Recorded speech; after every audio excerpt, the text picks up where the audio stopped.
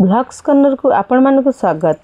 आउ गोटे दिन पर सुदशा व्रत चलतु सुदशा व्रत पर अति सहजरे केमिति नड़िया पुर मंडा प्रस्तुत करिबा। प्रथमे मु किछि चाउल को 3-4 घंटा भिजई रखिथिली। एबे ग्राइंडर जार चाउल दे किछि पानी दे ग्राइंडिंग करदेबा।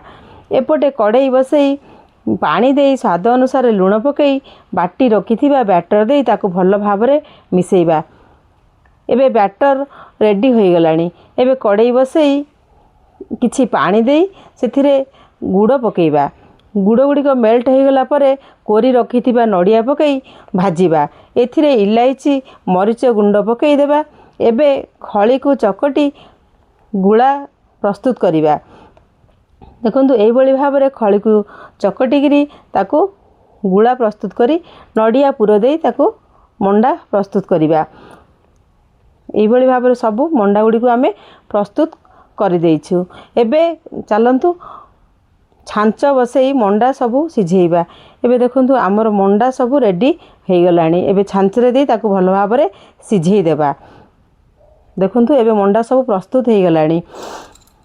एमिति मंडा बनांतु गुरुवार पूजा पाई प्रस्तुत करंतु। मो वीडियो भल लागले लाइक शेयर सब्सक्राइब करंतु।